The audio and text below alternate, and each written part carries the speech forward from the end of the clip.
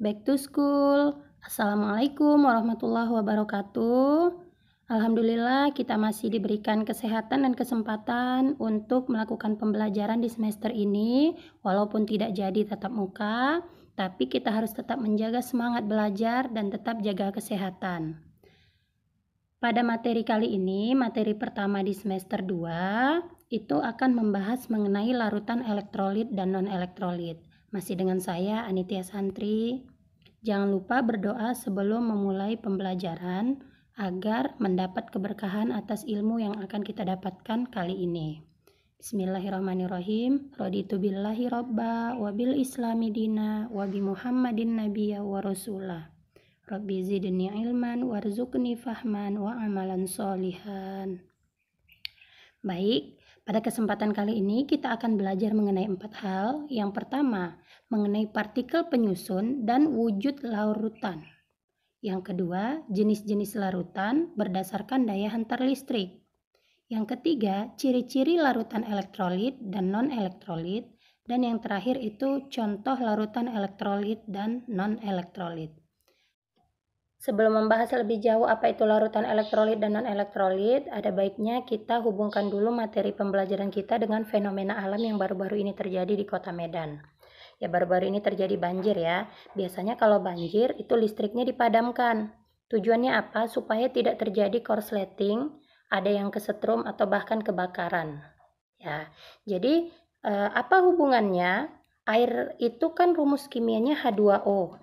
H2O itu adalah senyawa kovalen nonpolar.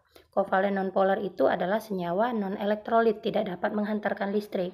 Betul, air yang rumus kimianya H2O adalah air hasil sulingan, air hasil destilasi ya, atau aquades. Sedangkan air banjir itu banyak sudah zat-zat terlarut di dalamnya. Ya, sebagai contoh yang sederhana saja misalnya ketika banjir, wadah yang berisi garam dapur itu tumpah, sehingga garam dapur itu larut pada air banjir tadi. Sehingga air yang awalnya rumusnya hanya H2O, sekarang sudah menjadi larutan garam, ya, NaCl dengan fase liquid. Nah, larutan garam itu adalah senyawa elektrolit, dapat menghantarkan listrik. Jadi kalau ada kabel telanjang yang terdapat di dapur, itu menyentuh air yang tadi sudah ada larutan garamnya, yang sudah ada garam terlarut di dalamnya, itu bisa menyebabkan kamu kesetrum ketika kamu berada di kamar, terhubung dengan aliran air yang sama. Ya, misalnya di dalam rumah ada air semata kaki, nah itu bisa kesetrum kita yang di dalam rumah. Karena air banjir itu tadi banyak zat terlarut di dalamnya. Nah ini ya, biasanya kalau banjir itu listriknya dipadamkan untuk mencegah hal-hal yang tidak diinginkan tadi. Nah, jadi itu langkah awal supaya tidak terjadi korsleting atau bahkan kebakaran. Kita akan bahas mengenai apa itu larutan. Ya, larutan adalah suatu senyawa yang terdiri dari 2 partikel. Yang pertama partikel zat terlarut. Yang kedua partikel pelarut. Pada umumnya, zat terlarut itu jumlahnya lebih sedikit daripada pelarutnya. Nah, jadi ada 2 komponen larutan, zat terlarut dengan pelarutnya. Setelah tahu apa itu larutan, sekarang kita bahas wujud larutan ya. Larutan itu ada yang berwujud cair. Ini yang kita jumpai pada umumnya. Misalnya larutan berwujud cair itu adalah larutan gula. Bisa dilihat di gambar. Larutan gula berarti campuran antara gula dengan air. Nah, di sini gula dengan air lebih banyak airnya daripada gulanya. Itu artinya zat terlarutnya adalah gula dan pelarutnya adalah air. Tapi ada kalanya gula yang kita larutkan ke dalam sejumlah air tertentu tidak dapat larut seluruhnya. Nah, misalnya kita masukkan 2 sendok. Setelah kita aduk-aduk, ternyata bersisa, terjadi endapan gula. sekitar 1 sendok di bagian bawah. Itu artinya 1 sendok gula larut, 1 sendok lagi tidak larut. Pada kondisi seperti itu, berarti di dalam wadah itu bisa kita dapatkan larutan gula dan molekul gula. Jadi larutan gula tadi yang gulanya sudah bercampur dengan air, tidak dapat kita pisahkan lagi, tidak terlihat lagi secara kasat mata. Tetapi endapan gula yang ada di bawah itu molekul gulanya, nah itu masih bisa dilihat secara kasat mata. Kalau semua gulanya sudah larut di dalam air, itu artinya yang ada di situ hanya larutan gula. Tidak bisa lagi kita lihat ada partikel gula yang mana partikel air enggak. Langsung dia sudah sebagai suatu larutan. Selain berwujud cair, ada juga larutan yang berwujud padat. Contohnya apa? Contohnya adalah emas 22 karat. Emas 22 karat itu adalah campuran antara logam emas dengan logam lainnya, seperti perak ataupun tembaga. Jadi dia didapatkan tingkat kepadatannya itu lebih tinggi, kekerasannya itu lebih tinggi dibandingkan emas murni. Jadi pada emas 22 karat itu kita tidak bisa lagi secara kasat mata melihat yang mana partikel peraknya, yang mana partikel emasnya, yang mana partikel tembaganya. Yang kita ketahui dia adalah emas 22 karat. Jadi emasnya itu lebih banyak jumlahnya daripada logam lainnya tadi. Jadi zat terlarutnya itu logam lain, misalnya perak atau tembaga, dan pelarutnya adalah emas. Itu wujudnya padat. Ada juga larutan yang berwujud gas. Contohnya udara. Nah, udara yang kita hirup ini itu tidak 100% oksigen.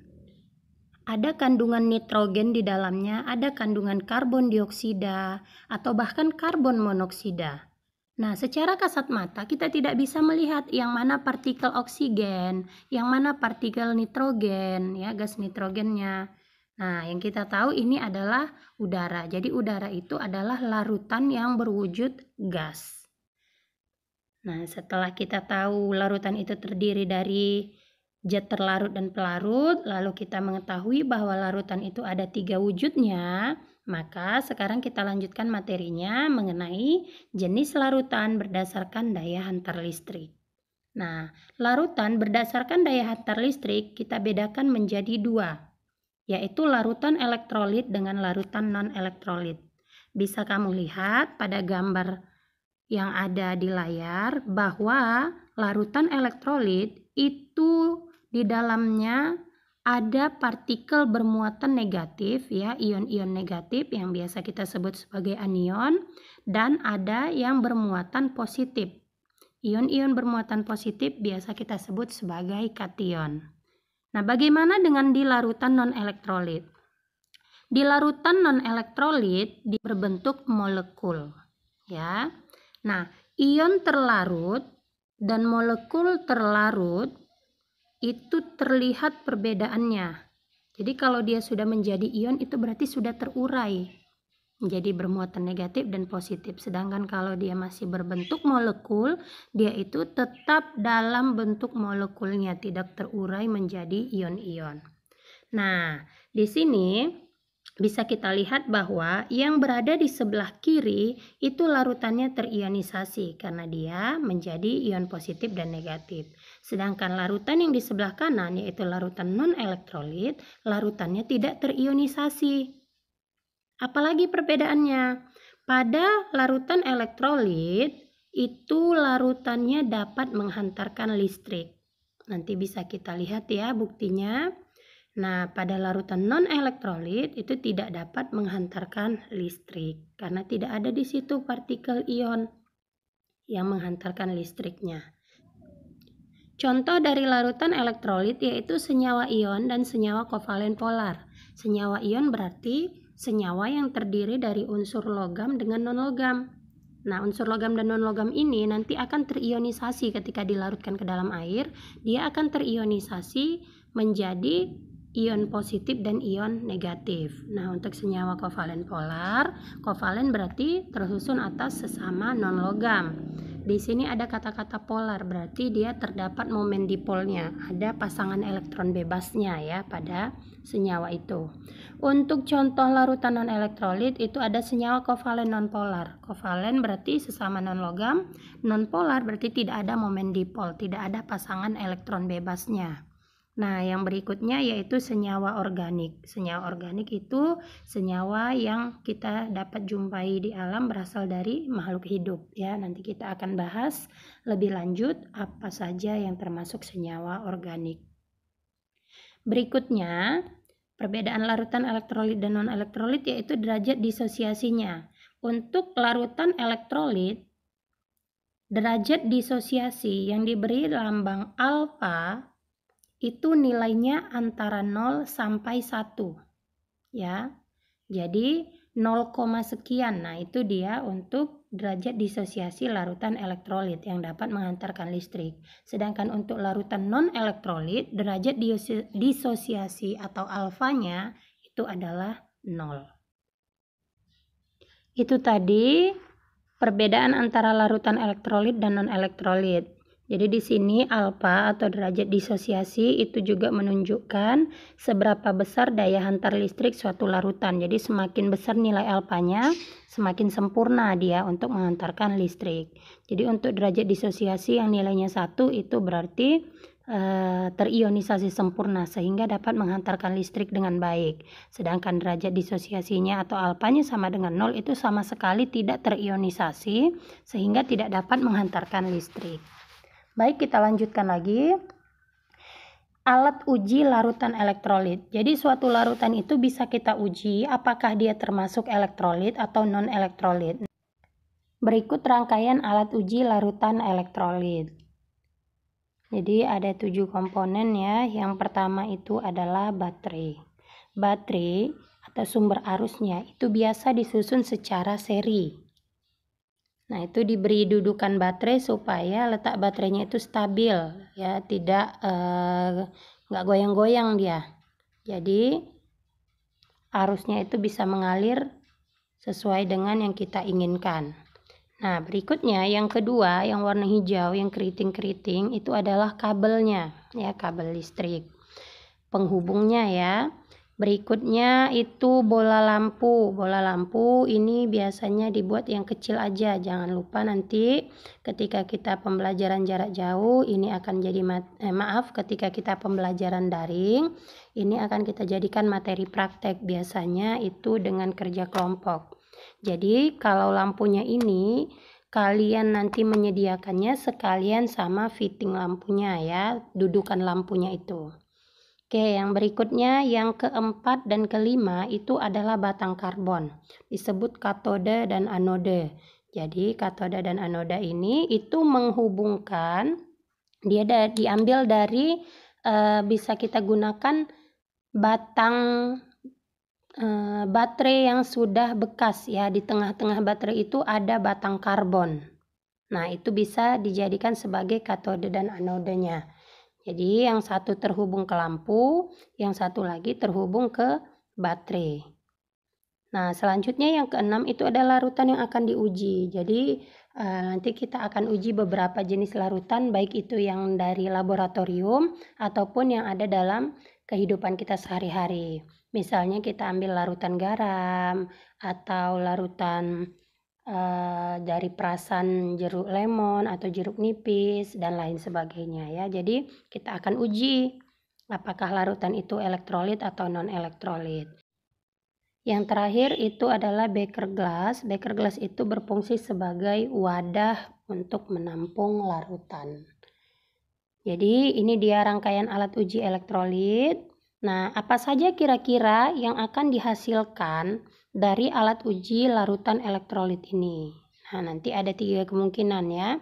Apa saja detektornya? Lampu tadi, lampu dan batang karbonnya. Oke, kita lihat kemungkinan yang terjadi ketika kita melakukan uji larutan elektrolit. Yang pertama, itu kemungkinannya seperti digambar. Lampunya menyala dan banyak gelembung gas di sekitar batang karbonnya itu. Ya, Itu disebut sebagai elektrolit kuat. Bisa kamu lihat partikelnya itu dia ada yang hijau kecil dengan merah besar. Itu terionisasi larutannya ya, menjadi ion positif dan ion negatif. Kemungkinan yang kedua yaitu elektrolit lemah. Bisa dilihat di situ nyala lampunya redup, tapi masih menyala ya. Nah, partikel larutannya itu dia sudah mulai terpisah, tapi masih ada yang berbentuk gumpalan. Jadi udah kelihatan ada positif dan negatif, tapi masih sering menyatu ya, lepas nyatu gitu partikelnya untuk elektrolit lemah. Nah, yang ketiga yaitu non-elektrolit. Non-elektrolit ini dia tidak terlihat ada partikel positif atau negatif. Ya, semuanya menggumpal, menyatu, dan masih dalam bentuk molekul. Bisa kalian lihat di situ nyala lampunya tidak ada sama sekali. Ya, jadi ini adalah 3 kemungkinan hasil uji larutan elektrolit. Jadi, larutan yang kita uji itu bisa kita kategorikan nanti menjadi 3 kelompok, elektrolit kuat, lemah, dan non-elektrolit. Nah, untuk elektrolit kuat, nanti ciri-cirinya itu banyak gelembung gas. Gelembung gasnya di mana? Di sekitar batang karbon tadi. Ya, jadi di larutan itu akan memunculkan banyak gelembung gas, banyak sekali gelembung gas ya. Jadi lampunya juga menyala, baik itu terang ataupun kurang terang, tapi yang pasti untuk elektrolit kuat kalau rangkaian alatnya itu sudah memang sesuai dengan prosedur, maka lampunya akan menyala. Nah, pada larutannya itu terjadi ionisasi sempurna. Yang berikutnya yaitu elektrolit lemah. Apa yang terjadi pada larutan elektrolit lemah? Pada larutan elektrolit lemah nanti kita bisa melihat banyak atau sedikit gelembung gas. Jadi gelembung gasnya itu tidak sebanyak pada elektrolit kuat, tetapi tetap ada gelembung gas ya. Nah, yang berikutnya lampunya tidak menyala atau redup.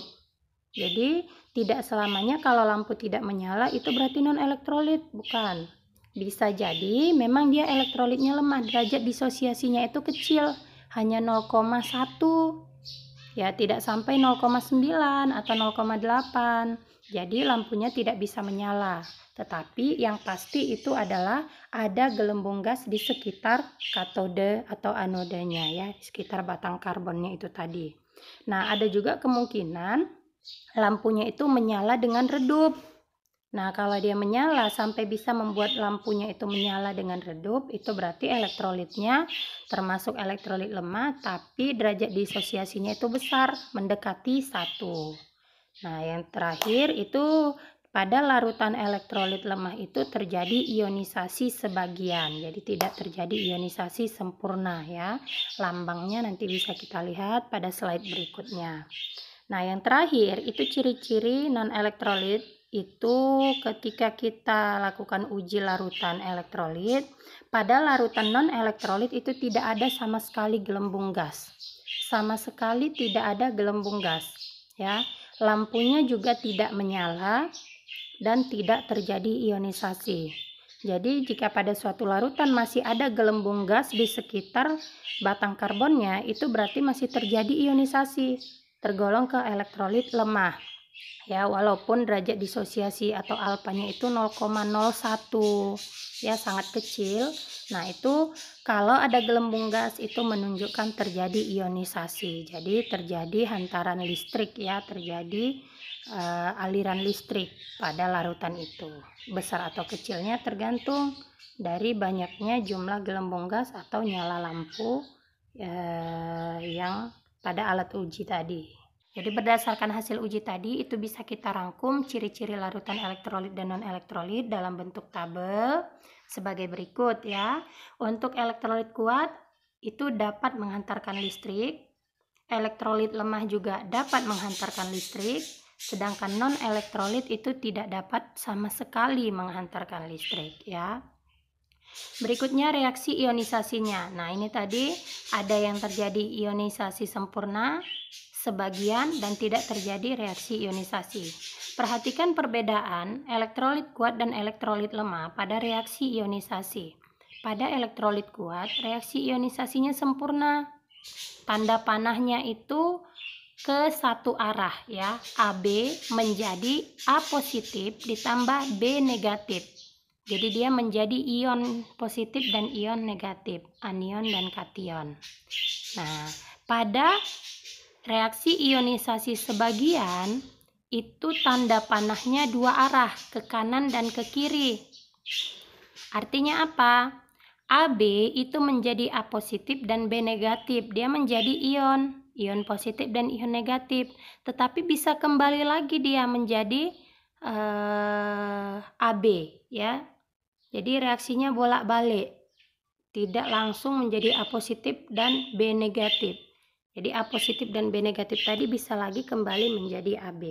Nah, bisa dilihat dari tanda panahnya ya. Kalau dia bolak-balik itu berarti reaksi ionisasi sebagian. Itu menunjukkan bahwa larutannya adalah elektrolit lemah. Sedangkan pada non-elektrolit itu sama sekali tidak terjadi reaksi ionisasi. Hanya pemecahan dari molekul besar menjadi molekul kecil. Tidak terjadi, tidak ada terbentuk kation dan anion yang bermuatan positif dan negatif, itu tidak ada pada senyawa non-elektrolit. Selanjutnya derajat disosiasi untuk elektrolit kuat itu 1, berarti ionisasinya sempurna. Sedangkan elektrolit lemah dia antara 0 sampai 1, 0, ya. Kalau non-elektrolit dia 0. Jadi 0,01 itu termasuk elektrolit lemah. Ya, walaupun dia nanti ketika kita lakukan uji lampunya tidak menyala, tetapi masih ada gelembung di sekitar batang karbonnya.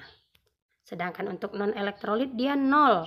Benar-benar tidak ada terjadi aliran listrik, ya, tidak dapat menghantarkan listrik larutannya karena tidak ada ionisasi. Berikutnya gelembung di sekitar batang karbon. Kalau elektrolit kuat itu dia banyak. Kalau elektrolit lemah di sini dituliskan ada ya. Jadi Bunda tulis ada, bukan banyak.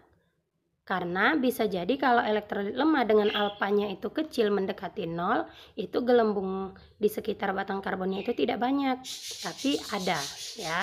Sedangkan untuk non elektrolit itu tidak ada. Jadi tidak ada gelembung gas di sekitar batang karbon. Nah, yang terakhir ciri-cirinya itu bisa dilihat dari nyala bola lampu.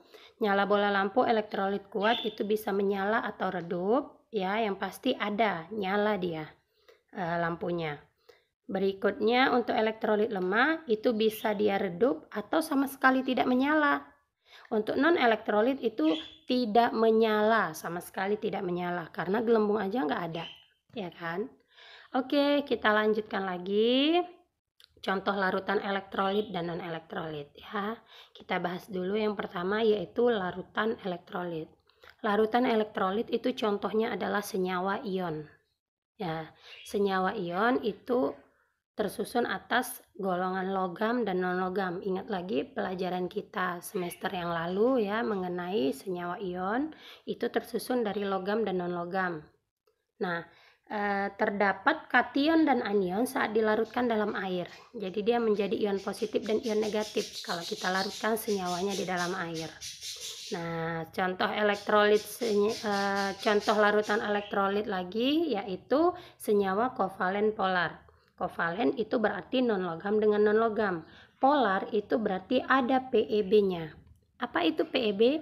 Pasangan elektron bebas. Ya, bisa dibuka kembali catatannya yang semester lalu, yang mana yang disebut PeB ya.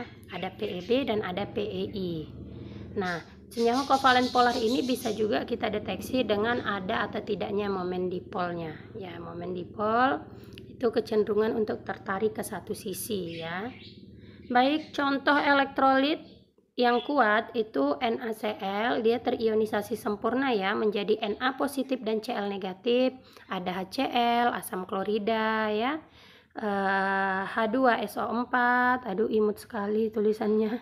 Oke, H2SO4 dan H3PO4. Untuk elektrolit lemah contohnya CH3COOH.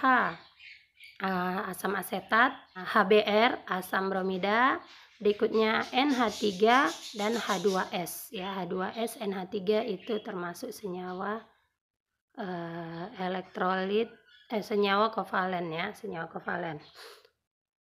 Oke, berikutnya contoh larutan non-elektrolit. Untuk contoh larutan non-elektrolit itu senyawa kovalen non-polar. Ya, kalau tadi yang elektrolit itu kovalen polar, ada PeB-nya, sedangkan kovalen non-polar itu tidak ada PeB-nya, tidak ada pasangan elektron bebasnya, semuanya PeI. Nah, ini berarti tidak ada momen dipol, tidak ada tertarik ke salah satu sisi, dia tertarik ke sama kuat ke semua sisi ya. Berikutnya senyawa organik. Senyawa organik itu golongan protein, lemak, karbohidrat. Jadi contoh yang non elektrolit itu adalah glukosa ya, C6H12O6. Terus itu golongan-golongan alkohol, C2H5OH, contohnya etanol ya, etanol, propanol, butanol, itu semua alkohol adalah senyawa organik yang non elektrolit. Nah, berikutnya itu ada urea, CONH2 2 kali dan lain sebagainya. Jadi, ini adalah contoh larutan elektrolit dan non elektrolit. Nah, ada lagi yang perlu kalian perhatikan. Untuk senyawa elektrolit itu tergantung dari wujud senyawanya. Untuk senyawa ion dalam wujud solid ya, pada wujud padat itu tidak dapat menghantarkan arus listrik. Ya, dia memang elektrolit, bisa terurai ketika dilarutkan ke dalam air. Tapi ketika dia berwujud padat, maka senyawa ion itu yang berwujud padat tadi itu tidak dapat menghantarkan arus listrik. Ketika dia dilarutkan dalam air, maka wujudnya berubah menjadi liquid ya. Kalau dia berwujud liquid, dalam fase liquid ya, wujud cair, itu senyawa ion dapat menghantarkan arus listrik. Nah, bagaimana ketika dia dalam bentuk aqueous, dia dalam bentuk lelehan ya, dalam fase aqueous. Jadi senyawa ion dalam bentuk lelehan itu dapat menghantarkan arus listrik. Lelehan dengan larutan itu berbeda. Kalau larutan dia ada pelarutnya ya, dalam bentuk air dilarutkan, misalnya air dilarutkan garam ke dalamnya, maka itu adalah larutan garam. Tapi kalau kristal garam kita panaskan sampai dia berwujud cair, itu disebut lelehan ya. Jadi lelehan dan larutan untuk senyawa ion itu dapat menghantarkan arus listrik. Tapi ketika dia berwujud padat itu tidak dapat menghantarkan arus listrik. Oke, itu saja materi kita pada kesempatan kali ini. Semoga bermanfaat, semoga berkah. Jangan lupa untuk tetap menjaga kesehatan, menjaga semangat belajar, dan dicek Google Classroom-nya ya. Ada tugas yang sudah Bunda posting. Terima kasih. Assalamualaikum.